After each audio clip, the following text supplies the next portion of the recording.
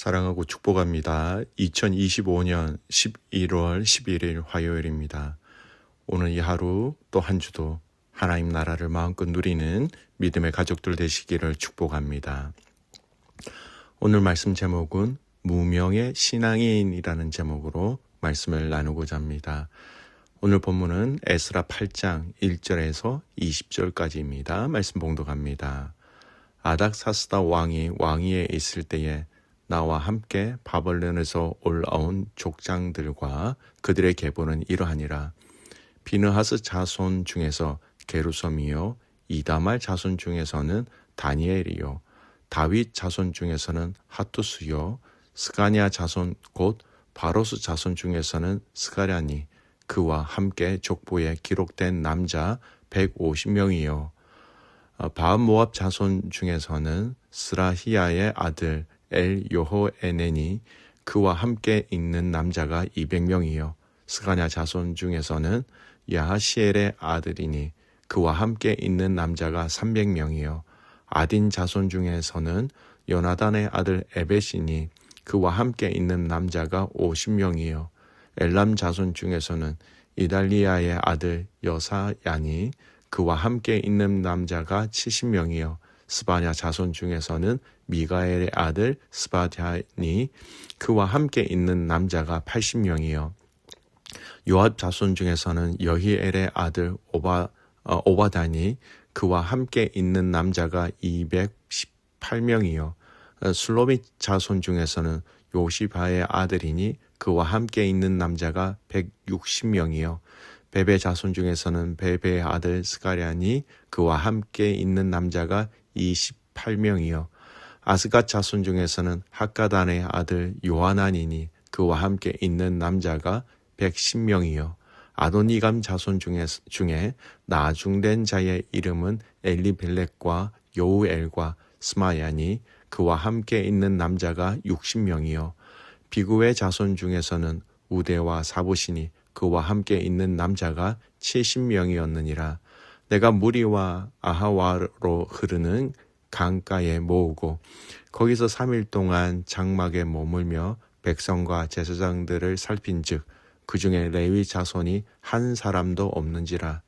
이에 모든 족장 곧 엘리에셀과 아리엘과 스마야와 엘라단과 야립과 엘라단과 나단과 스가랴와 무슬람을 부르고 또 명찰한 사람 요아립과 엘라단을 불러 가시바 지방으로 보내어 그곳 족장 이또에게 나가게 하고, 이또와 그의 형제 곧 가시바의 지방에 사는 느디님 사람들에게 할 말을 일러주고, 우리 하나님의 성전을 위하여 섬길 자를 데리고 오라 하였더니, 우리 하나님의 선한 손에 도우심을 입고 그들이 이스라엘의 손자 레위의 아들 말리의 자손 중에서 한 명찰한 사람을 데려오고, 또 세랴바와 그의 아들들과 형제 18명과 하샤바와 무라리 자손 중 여사야와 그의 형제와 그의 아들들 20명을 데려오고, 다윗과 방백들이 레위 사람들을 섬기라고 준 느디님 사람 중 성전 일꾼은 220명이었는데 그들은 모두 지명받은 이들이었더라. 아멘. 오늘 말씀 제목은 무명의 신앙인이라는 제목으로 말씀을 나누고자 합니다.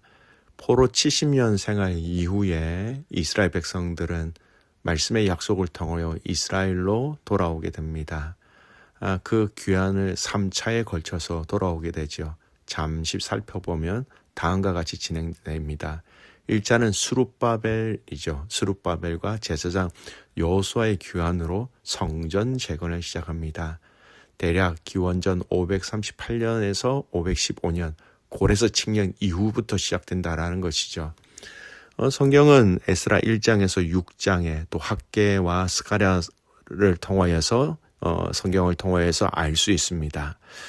수룹바벨은 유다의 총리격이었고 여호수아는 대제사장이었고요.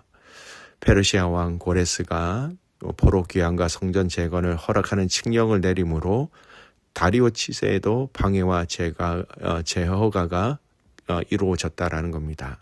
자, 2차 에스라의 귀환입니다.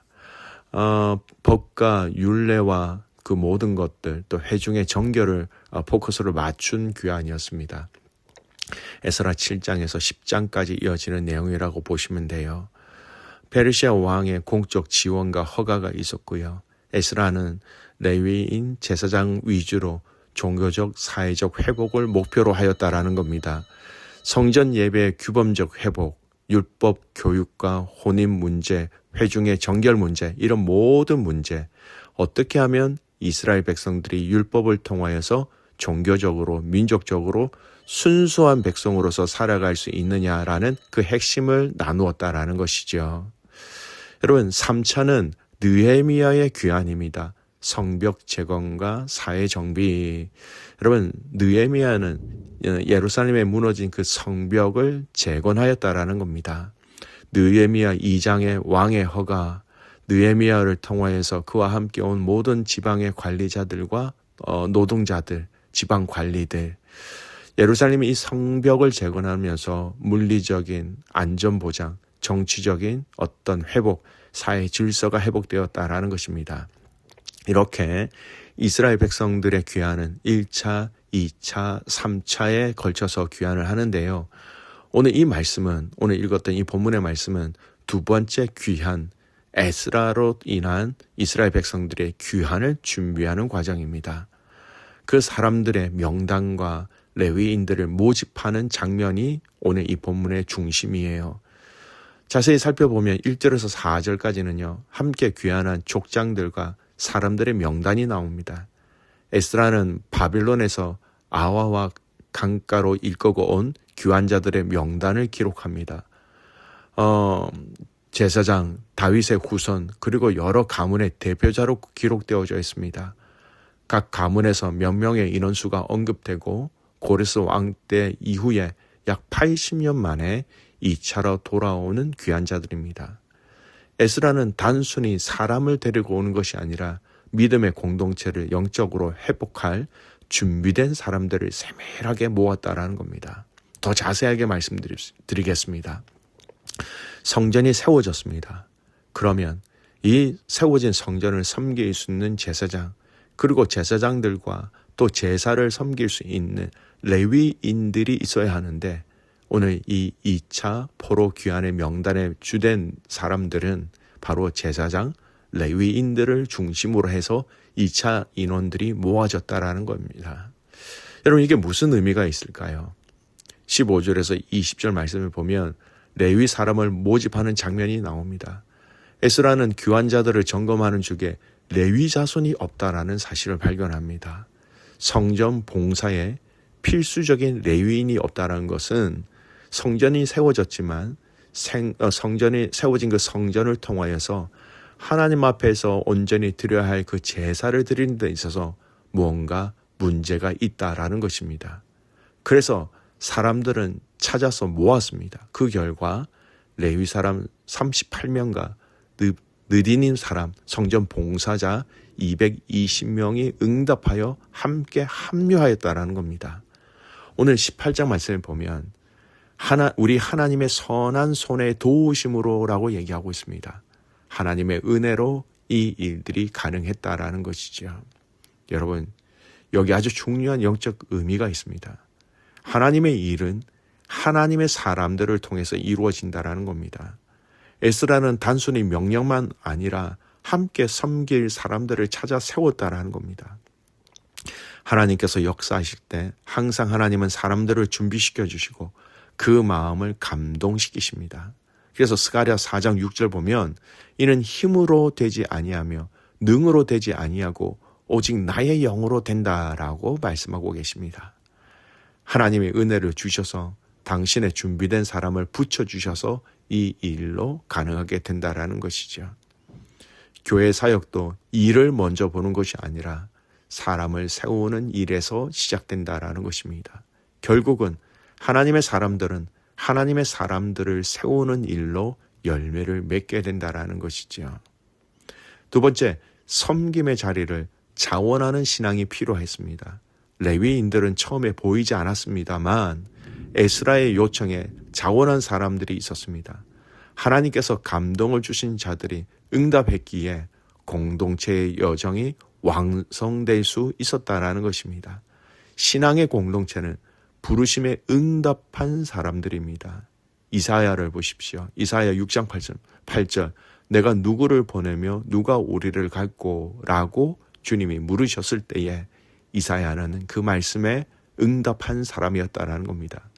그 부르심에 반응하고 자원하는 자들을 통하여 하나님은 영광을 드러내시는 겁니다. 여기 오늘 본문에는 무명의 숫자로 표현되어진 사람들이 나옵니다. 이름은 드러나지 않았지만 하나님은 다 그들의 이름을 알고 계십니다.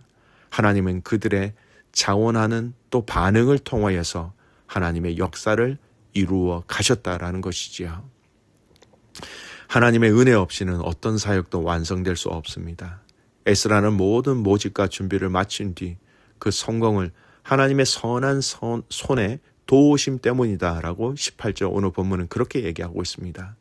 인간의 조직력보다 하나님의 은혜의 손길이 동행해야 되어져야 참된 회복이 이루어진다라는 거예요. 하나님의 주도하에 있는 것이 은혜입니다. 그 하나님의 주도하심에 이 모든 것들이 진행되어질 때 하나님의 영광을 볼 수 있게 되는 것입니다. 성전 중심의 신앙 회복. 이 귀환은 목적은 단순한 귀향이 아니라 성전 예배의 회복이었습니다.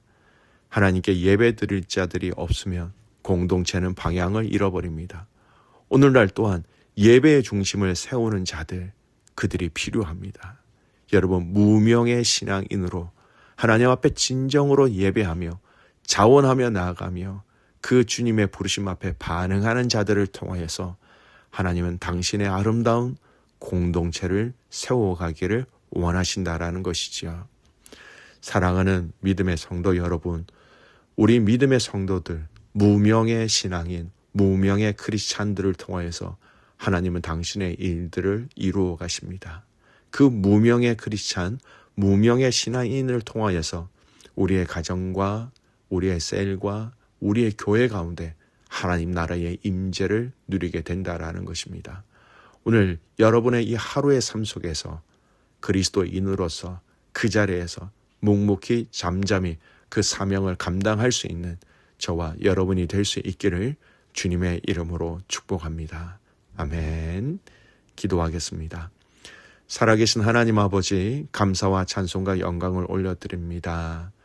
오늘 이 에스라의 말씀을 통하여서 하나님, 돌아온 이스라엘 백성들, 그 무명의 돌아온 이스라엘 백성들을 통하여서 하나님은 성전을 세워가시고 성전의 기능이 온전하게 세워지기를 원하셨다라는 것을 말씀을 통하여 보았습니다. 오늘 그 무명의 성도를 통하여 일하신 것처럼 오늘 우리 믿음의 성도들이 화려한 대접을 받는 것이 아니라 무명이라 할지라도 이름 없이 빛 없이 하나님 앞에 예배함으로 우리의 가정을, 우리의 교회를, 공동체를 세워나가게 하여 주시옵소서.